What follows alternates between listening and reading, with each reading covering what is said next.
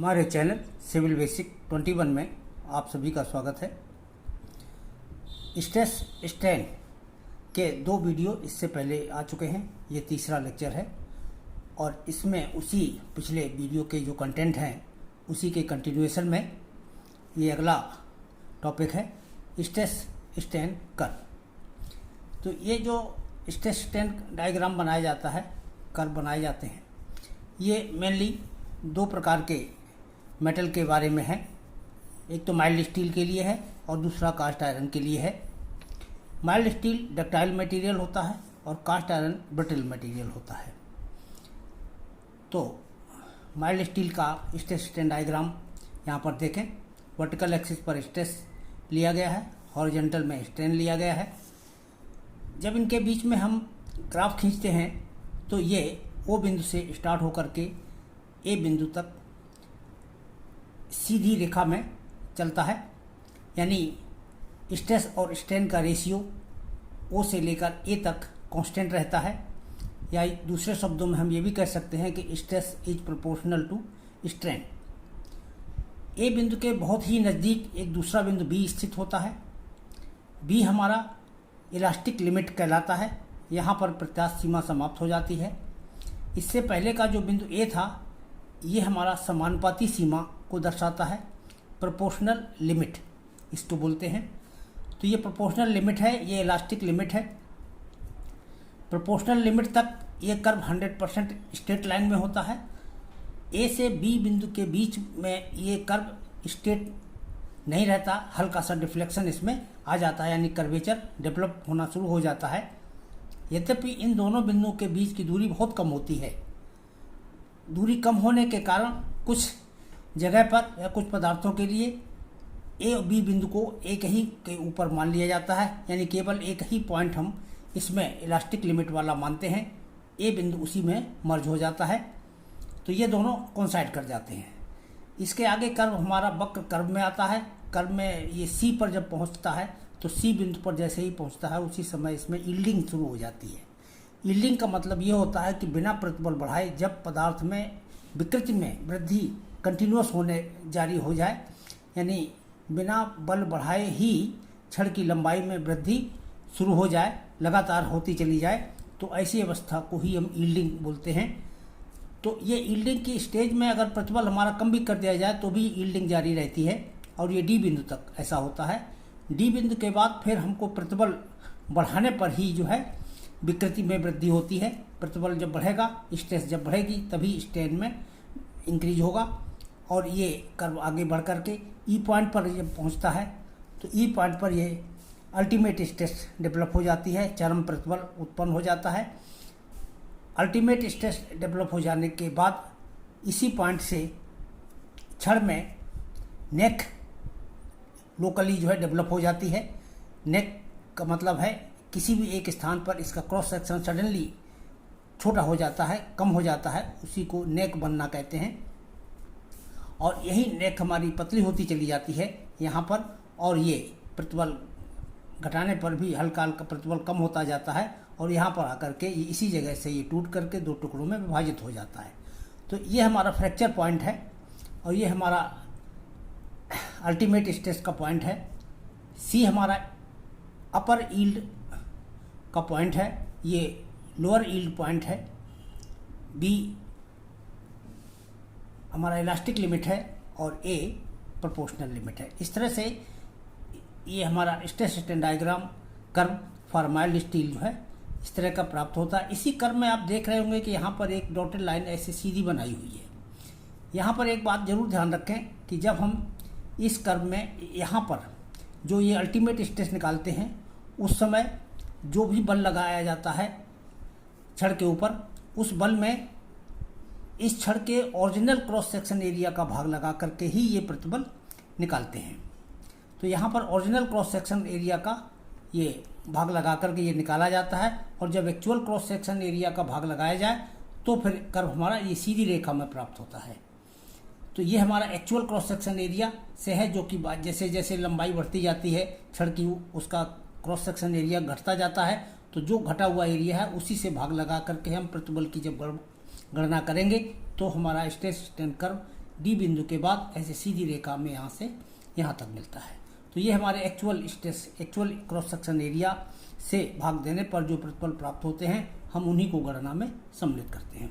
तो इस तरह से ये हमारा माइल्ड स्टील के लिए स्ट्रेस स्ट्रेन डायग्राम हो गया, कर्व हो गया।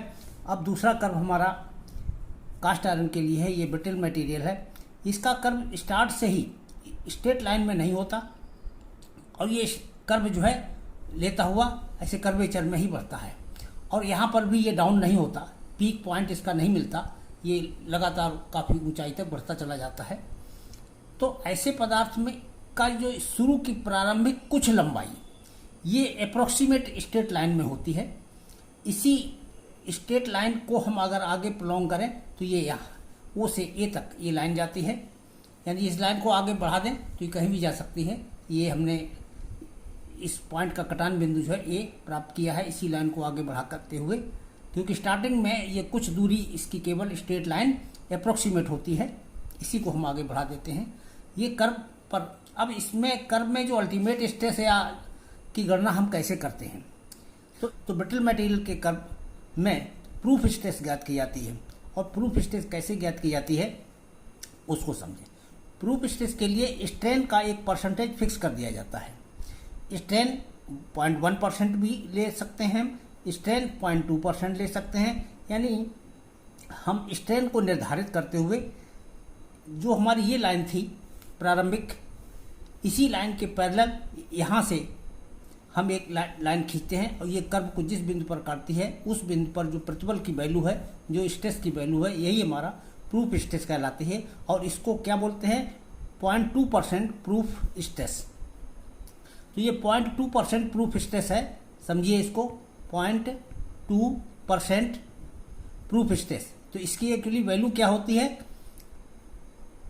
0.002, यानी स्ट्रेन की वैल्यू जो है ये है 0.2%।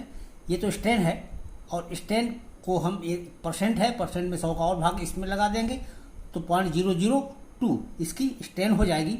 तो इतनी स्ट्रेन पर ये जो प्रतिबल है यही हमारा प्रूफ स्ट्रेस कहलाता है। ये तो हो गया कास्ट आयरन के लिए।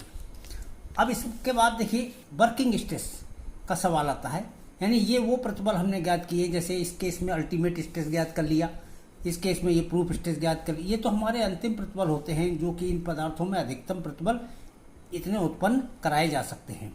लेकिन संरचनाओं में जहाँ कहीं भी इनका प्रयोग किया जाता है वास्तविक प्रतिबल इतने नहीं होते, वास्तविक प्रतिबल इससे काफ़ी कम होते हैं। इसलिए इन प्रतिबलों में फैक्टर ऑफ सेफ्टी का भाग लगा करके हम वर्किंग स्ट्रेस की गणना करते हैं। तो एक वर्किंग स्ट्रेस के लिए फार्मूला एक कॉमन है, ultimate stress upon factor of safety. तो फैक्टर ऑफ सेफ्टी का मान जो भी उचित हो क्वेश्चन में दिया जाता है, 2, 3 या 4 इस तरह से कुछ भी लिया जा सकता है। तो इतना लेकर के, यानी इतना हम घटा लेते हैं इस प्रतिबल को कि ये हमारा इलास्टिक लिमिट के अंतर्गत ये प्रतिबल आ जाए। तो ये जो हमारी इलास्टिक लिमिट है यहाँ पर ये प्रतिबल आ जाना चाहिए। तो इस तरह से हम वर्किंग स्ट्रेस की गणना कर लेते हैं। अब इसके बाद हम बढ़ते हैं कुछ क्वेश्चन के ऊपर कि किस तरह के क्वेश्चन इस चैप्टर में पूछे जाते हैं। तो एक क्वेश्चन आता है इस तरह का कि जैसे एक छड़ कंबाइंड बनी हुई है जिसमें अलग अलग क्रॉस सेक्शन हैं, क्रॉस सेक्शन एरिया उनके डिफरेंट हैं, लंबाई अलग अलग है और इनको जोड़ करके एक कंपाउंड बार बनाई गई है, एक छड़ बनाई गई है जिसमें ये एरिया अलग है, इसका क्रॉस सेक्शन एरिया, इसकी लंबाई अलग अलग है।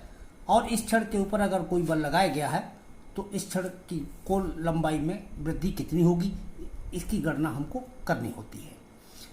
तो इसमें इस तरह के क्वेश्चन को सॉल्व करने के लिए आपको जो बेसिक कंडीशंस हैं उन पर ध्यान दें। अगर ये इतना याद रह गया तो फिर क्वेश्चन को करने में कोई समस्या नहीं है। तो बेसिक कंडीशन आप यहाँ इस तरह से समझें कि ये हमारे जो 3 अलग अलग टुकड़े हैं, 3 या 4 कुछ भी हो सकते हैं। तो यहाँ हमने 3 बनाए हैं, तो ये 3 हैं भाग, तीनों को अलग अलग एज्यूम करिए। इसको जैसे अलग अलग हम कर दें तो इसके इस सिरे पर इस तरफ को खिंचाव बल लगेगा और ये खिंचाव बल इसी बल के बराबर हो जाएगा। तो यानी इस टुकड़े पर भी जो बल लग रहा है दोनों तरफ तनाव का वो वही पी बल ही लग रहा है। इस टुकड़े पर जो बल लगेगा वो भी पी लगेगा, इस टुकड़े पर जो बल लगेगा वो भी P लगेगा। तो इसकी जो बेसिक कंडीशन वो यही है कि equal force in each part, प्रत्येक पार्ट में जो फोर्स लग रहा है वो समान होता है। एक तो ये बात याद रखें कि बल इनमें अलग अलग नहीं होता, जो बल बाहर लगा हुआ है यही बल प्रत्येक पार्ट में कार्य करता है। एक तो ये हो गया। दूसरा, जो ये बल लग रहे हैं हमारे, इन बलों के कारण इस पार्ट की लंबाई में कुछ वृद्धि आएगी। मान लीजिए इस पार्ट में लंबाई में वृद्धि डेल्टा L1 आती है, इस पार्ट की लंबाई में वृद्धि डेल्टा L2 आती है, इस पार्ट की लंबाई में वृद्धि डेल्टा L3 आती है। इसलिए पूरी छड़ की में कुल लंबाई में जो वृद्धि है वो इन तीनों भागों की अलग अलग लंबाई में वृद्धि का बीजगणितीय योग होता है। तो दूसरी इक्वेशन हमारी है delta L equal to delta L1 plus delta L2 plus delta L3। तो इस तरह से ये हम इक्वेशन, तो हमारे ये दो इक्वेशन, एक तो सब में बल बराबर होता है और डेल्टा L बराबर delta L1 plus delta L2 plus delta L3, इससे बेसिक इक्वेशन से हम इसके इस तरह के क्वेश्चन सॉल्व कर लेते हैं। अब इसमें डेल्टा L1 और डेल्टा L2 और डेल्टा L3 ज्ञात कैसे करेंगे इसको समझें। डेल्टा L1 का मान अब यहाँ देख लें थोड़ा सा शॉर्ट में एक बार, इसका डेरिवेशन कैसे आया है। प्रतिबल P बराबर बल बटे क्षेत्रफल यानी P upon capital P upon A के बराबर होता है। ये स्ट्रेन E बराबर डेल्टा L अपॉन L होता है। इधर यंग मॉडुलस कैपिटल E ये बराबर small p upon small e होता है, यानी प्रतिबल बटे विकृत होता है। प्रतिबल का मान हमने ये ऊपर से रख लिया P अपॉन A, और ये विकृति का मान डेल्टा L अपॉन L रख लिया। तो कैपिटल E बराबर यानी यंग्स मॉडुलस बराबर PL upon AE, A into delta L हो गया। अब इसी में से हम डेल्टा L को इधर ले आएँ, E को इधर ले आते हैं, तो ये डेल्टा L बराबर PL अपॉन AE। ये हमारा एक फार्मूला है। लंबाई में वृद्धि अगर ज्ञात करनी हो तो आप डायरेक्ट इस फार्मूले का प्रयोग कर लें, इस फार्मूले को भी साथ में याद कर लेंगे तो ये क्वेश्चन बहुत आसान लगने लगेंगे। तो इस तरह से डेल्टा L1 बराबर P L1 upon A1 E1 यहाँ लिख लीजिए। इसी तरह से डेल्टा L2 बराबर P L2 अपॉन, क्योंकि P तो कांस्टेंट समान है सभी में तो P बराबर रखा जाएगा, तो P L2 upon A2 E2, P L3 upon A3 E3। यहाँ इस फार्मूले में हमने E1 E2 और E3 को भी अलग अलग माना है। ये मान के चले हैं कि ये हमारा दूसरा पदार्थ है, ये दूसरा पदार्थ है और ये दूसरा पदार्थ है।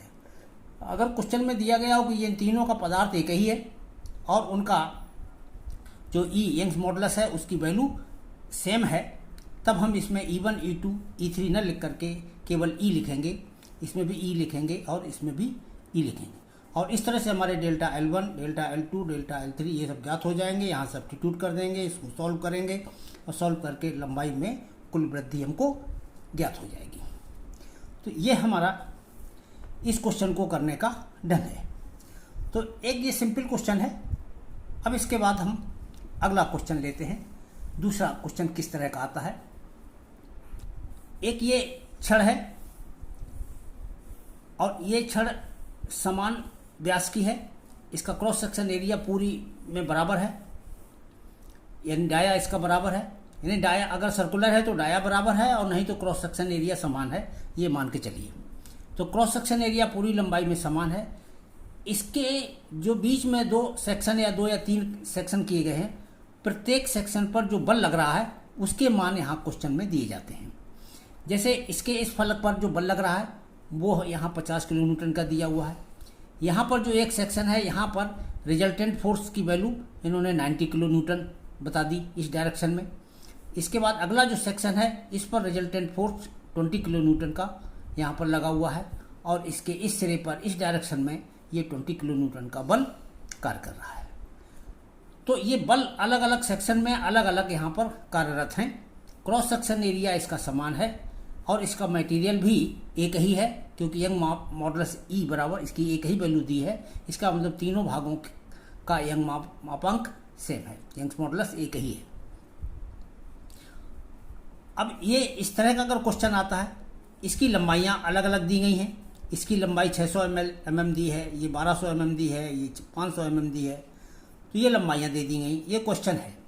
अब इस क्वेश्चन को करने के लिए सबसे पहला काम ये होता है कि हम इस क्वेश्चन के जो ये तीन खंड हैं इनको अलग अलग यहाँ पर फिगर में बना दें। इसको अलग बना लें, बीच को वाले को अलग बना लें, इसको यहाँ अलग बना लें। अब किसी भी एक सिरे से स्टार्ट करें। जैसे इसके इस सिरे पर ये 50 किलो न्यूटन का बल लगा हुआ है, तो हम इसको यहाँ पर एज इट इज लगा देंगे। जो बल यहाँ लगा है वही है इस पर लगा देंगे। इधर हमने इस बाएं डायरेक्शन में लगाया है 50 किलो न्यूटन का बल, तो इसके दाहिनी तरफ दूसरे सिरे पर यही बल हम यहाँ लगा देंगे। 50 किलो न्यूटन का बल इस सिरे पर लगा देंगे। अब ये बल हमने लगा दी, जितना बल यहाँ है उतना ही बल इस पर कार्य करेगा। इसके बल हो गए। अब यहाँ पर कितना बल कार्य कर रहा है, इस बल की गणना करने के लिए आप ये देखिए कि इसमें जो ये बल है 90 किलो न्यूटन का, ये इस डायरेक्शन में रिजल्टेंट फोर्स है कितना, 90 किलो न्यूटन का। यहाँ 50 किलो न्यूटन का इस डायरेक्शन में ये बल लगा हुआ है, तो यहाँ कितना बल और लगा दिया जाए कि इन दोनों का परिणामी 90 किलो न्यूटन के बराबर हो जाए।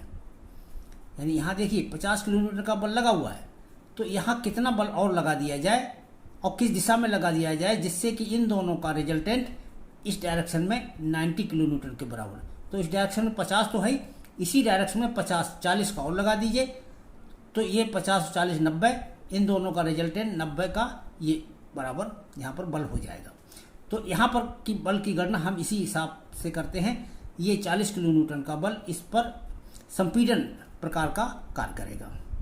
जब इस पर संपीड़न नेचर का 40 किलो न्यूटन का बल है, तो इसके दूसरे फलक पर भी यही बल लगा देंगे संपीड़न का 40 किलो न्यूटन का। तो ये 40 किलो न्यूटन का संपीड़न में ये बल हो गया। तो इस बीच वाले भाग में जो दोनों सिरों पर बल है, इधर 40 का है, इधर भी 40 का है। अब इधर का देखिए 40 का काम कर रहा है। अब इसके बाद यहाँ पर हम कितना बल और किस दिशा में लगा दें कि इन दोनों का परिणामी इस दिशा में 40 किलो न्यूटन के बराबर आ जाए, 20 किलो न्यूटन के बराबर आ जाए। तो ये 20 किलो न्यूटन के बराबर, अब देखिए यहाँ 40 का लगा हुआ है, तो इसका रिजल्टेंट केवल 20 का रह जाए इस डायरेक्शन में। तो इसका मतलब इसके विपरीत दिशा में 20 किलो न्यूटन का बल हम लगा दें।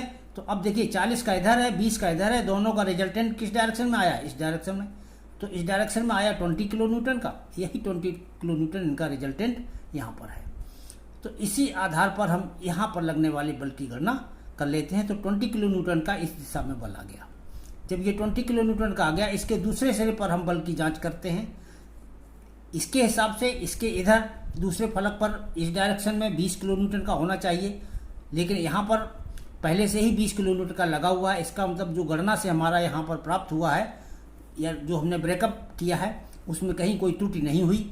जो यहाँ पर बल है उतना ही बल यहाँ अंतिम फेस के इस सिरे पर बल आ जाएगा और दिशा में विपरीत आया। तो इस क्वेश्चन में केवल यही एक ऐसी चीज़ है जिसको अच्छी तरह से समझने की आवश्यकता है कि प्रत्येक भाग में कितने कितने बल उत्पन्न होंगे। अब इस तरह के क्वेश्चन में विशेषता क्या है, इसका क्रॉस सेक्शन एरिया तीनों का बराबर है, लंबाइयाँ सबकी अलग अलग हैं, वो दी गई हैं L1 L2 और L3, और इनके बल अलग अलग हैं। इसका P1 बल है, इसका P2 बल है, इसका P3 बल है, तो बल अलग अलग दिए गए हैं। अब ये इन कंडीशन के साथ अगर हम टोटल लंबाई में वृद्धि ज्ञात करना चाहें तो किस फार्मूले से ज्ञात करेंगे, वही इसकी लंबाई, इस बल के कारण इसकी लंबाई में वृद्धि, इस बल के कारण इसकी लंबाई में वृद्धि और इस बल के कारण इसकी लंबाई में वृद्धि। लेकिन हम यहाँ क्वेश्चन में देखते हैं कि हमारा पहला जो ब्लॉक है इसमें तो टेंशन कार्य कर रहा है, इसकी तो लंबाई बढ़ेगी। इसमें संपीड़न कार्य कर रहा है, इसकी लंबाई में कमी आएगी। इसमें भी संपीड़न कार्य कर रहा है, इसकी लंबाई में भी कमी आएगी। इसलिए ये दोनों माइनस के होंगे, ये प्लस का होगा। तो चिन्ह के साथ ही इनकी हम वैल्यू सब्स्टिट्यूट करेंगे। तो जब हम PL/AE वाला फार्मूला प्रयोग करेंगे तो इसमें देखिए A तीनों का बराबर है, तो A कांस्टेंट है तीनों में, E एक ही पदार्थ है तो E भी हमारा कांस्टेंट है। तो नीचे तो सब में AE आएगा और PL की जगह बल भी अलग है तो P1 P2 P3 बल आएंगे और लंबाइयाँ भी अलग अलग हैं तो L1 L2 और L3 आएंगे। तो PL/AE वाले फार्मूले से लंबाई में वृद्धि की गणना कर लीजिए। पहले में प्लस का चिन्ह, दोनों में माइनस का चिन्ह, इसको, और इसके बाद अब जो वैल्यूज दी गई हैं वो वैल्यू यहाँ सब्स्टिट्यूट करिए। यहाँ ध्यान रखें कि डायमेंशन का जरूर ध्यान रखें, क्योंकि बल किलो न्यूटन में दिए हैं, इनको न्यूटन में कन्वर्ट कर देना है बाकी सारे डायमेंशन मिलीमीटर में रखना है और उनको सबको सॉल्व करके यहाँ पर इसको सॉल्व करने पर ये हमारा -4458 mm प्राप्त होता है। पॉइंट, ये पॉइंट है 0.4458 mm आता है। ये कंप्रेशन में है, यानी इतना हमारा लंबाई में कमी आ गई, इतने मिलीमीटर। तो ये हमारा इसका आंसर हो गया। इसके साथ ही इस क्वेश्चन में प्रतिबल भी पूछे गए थे कि प्रत्येक भाग में प्रतिबल कितने होंगे। तो प्रतिबल का सिंपल फार्मूला है प्रतिबल बराबर बल बटे क्षेत्रफल होता है। तो क्षेत्रफल की गणना एक ही बार में कर लीजिए, क्योंकि इसका क्षेत्रफल समान है। तो π/4 डाया दिया हुआ है क्वेश्चन में 20 mm का, तो 20 mm है, 20 का स्क्वायर कर दीजिए। इसको जब हम सॉल्व करेंगे तो ये 314 mm² ये एरिया आ जाता है। बस बल सबको मालूम है हमको, P1 P2 P3 अलग अलग, प्रत्येक बल में इस एरिया का भाग लगाते जाइए, तीनों प्रतिबल ज्ञात हो जाएंगे। इस तरह से प्रतिबल हमारा Nm/mm² में ये ज्ञात हो जाते हैं। बल का जो नेचर हो उसके हिसाब से प्रतिबल का भी नेचर दर्शा दीजिए। क्योंकि पहले में P1 हमारा तनन में था तो टेंसाइल हो गया, बाकी दोनों संपीड़न में थे, कंप्रेशन में थे, तो वो कंप्रेसिव हो गया। इसके बाद ये हमारा अगला आइटम है टेपर्ड बार। देखिए टेपर्ड बार, यहाँ हमने सर्कुलर बार कंसीडर की है। इसका इस सिरे पर डाया D1 है, दूसरे सिरे पर डाया D2 है। इसमें हमने D1 को बड़ा कंसीडर किया है, D2 को छोटा कंसीडर किया है। इस छड़ की जो टेपर्ड बार है इसकी लंबाई जो है L है।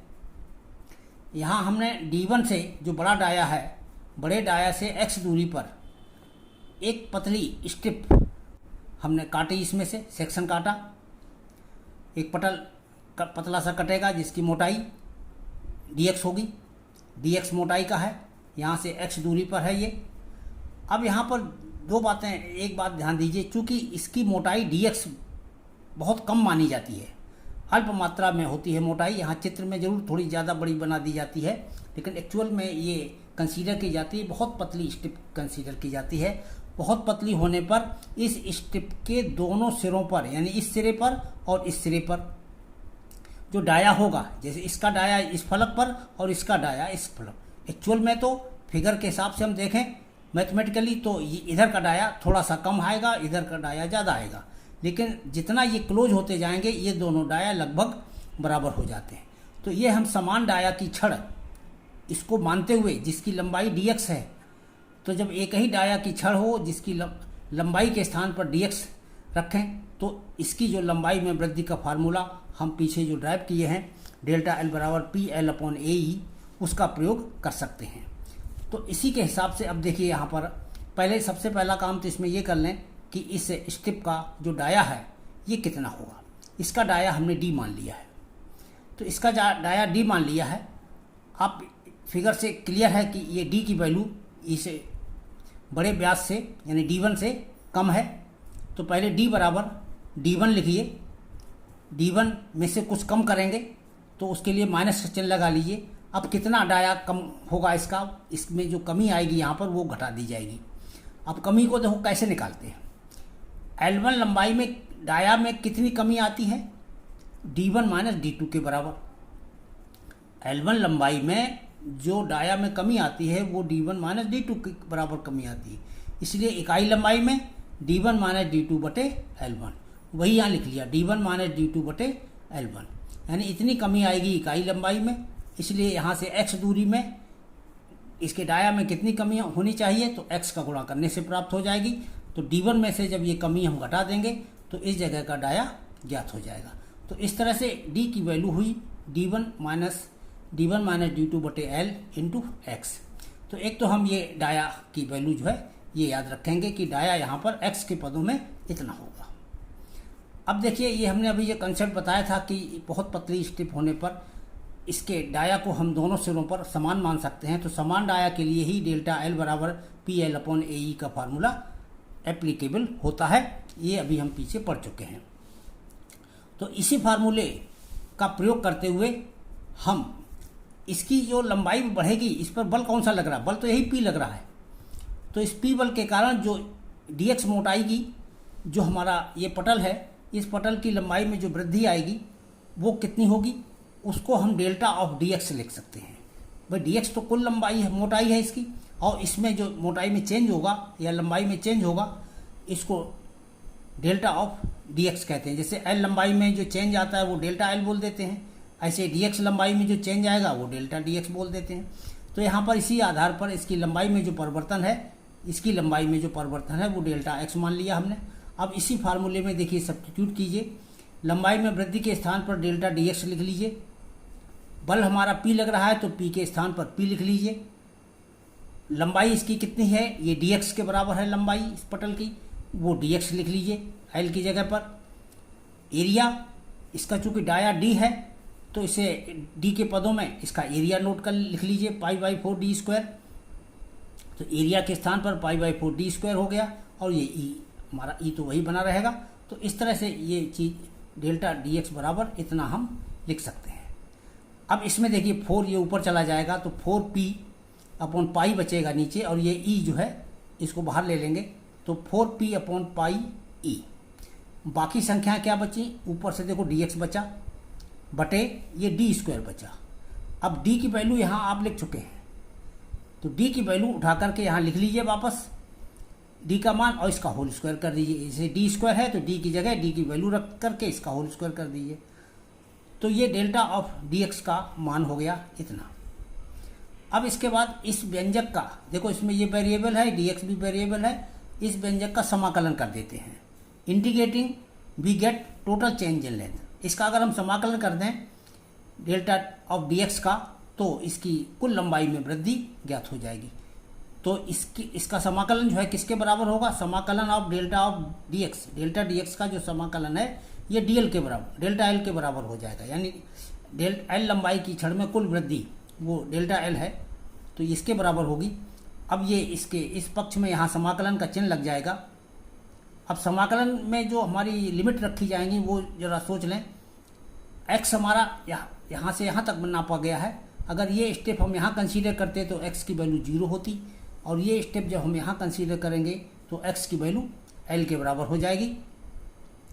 तो 0 to l लिमिट पर हम इसका समाकलन करेंगे, 0 to l, और ये व्यंजक लिख लेंगे। अब यहाँ देखिए ये हमारा नीचे का जो व्यंजक है d - d1 - d2 बटे l इंटू एक्स, ये सिंपली x की एक घात का व्यंजक है।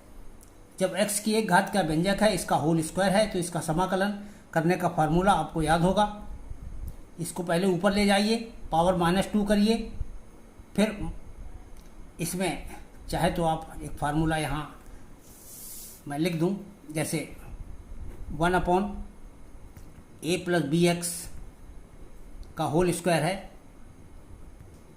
इसका अगर समाकलन करना है तो पहले इस पद को ऊपर ले जाइए, a + bx की पावर -2 इंटू dx, और फिर जब समाकलन करेंगे तो इसका समाकलन करने पर a + bx की पावर -2 + 1/-2 + 1 ये होगा। और इसके साथ ही साथ a + bx जो भी इस ब्रैकेट में आपने माना है x के स्थान पर, इसका डिफरेंशियल करके इसका भाग लगाएं। इसका ddx ऑफ a + bx का भाग लगाया जाता है। तो ये चीज़ फार्मूला याद रखें, बस इसी फार्मूले का यहाँ पर प्रयोग करें। और इसका जब हम प्रयोग करते हैं तो हमारा समाकलन की वैल्यू ये आ जाती है, और इस पर 0 to l लिमिट रख देंगे, और 0 to l लिमिट रख करके इसको हम सॉल्व कर लेते हैं।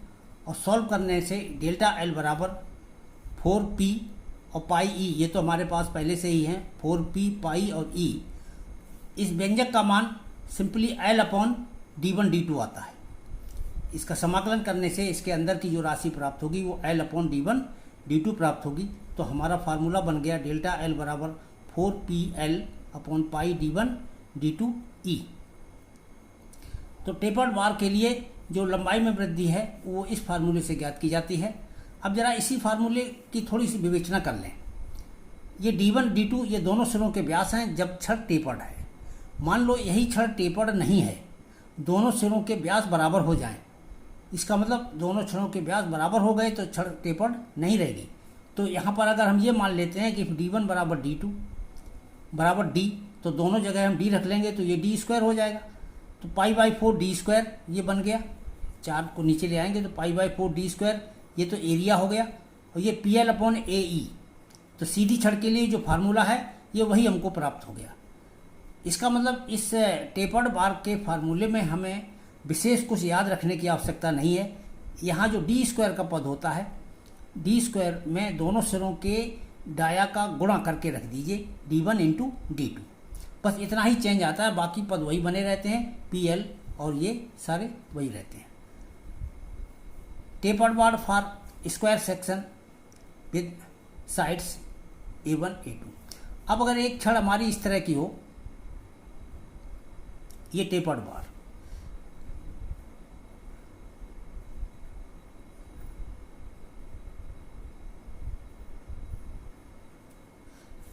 जिसका ये स्क्वायर है क्रॉस सेक्शन एरिया, और इसकी भुजा मान लो A1 है, इसकी दूसरी भुजा भी A1 है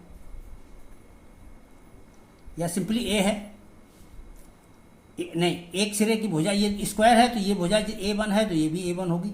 इसकी भुजा A2 हो जाएगी, प्रत्येक भुजा A2 होगी इसकी। तो इसका एरिया कितना होगा A1², इसका एरिया A2²। तो इस फार्मूले में ΔL बराबर इसकी जो लंबाई में वृद्धि का फार्मूला बनेगा वो PL/AE, यानी यहाँ एरिया होगा। और एरिया कैसे निकलता है, दोनों के भुजाओं का गुणा। इसमें जो है दोनों भुजाओं का गुणा, जैसे उसमें D1 D2 किया जाता था, तो यहाँ पर दोनों सिरे की भुजाओं का गुणा कर दें तो ये हमारा व्यंजक प्राप्त हो जाता है टेपर्ड स्क्वायर बार के लिए। तो अगर इस तरह की छड़ का क्वेश्चन आ जाता है तो सिंपली दोनों सिरों के भुजाओं का गुणनफल यहाँ पर रख करके हम इस क्वेश्चन के द्वारा ΔL का मान ज्ञात कर लेते हैं। तो ये कुछ प्रकार के क्वेश्चन थे छड़ों की लंबाई में वृद्धि ज्ञात करने के लिए। तो आज हम यही 3-4 टॉपिक ले रहे हैं इस आज के वीडियो में। अभी इस चैप्टर में कुछ टॉपिक और शेष हैं, उसके लिए अगला वीडियो में उन सब के बारे में डिस्कस किया जाएगा। Thank you.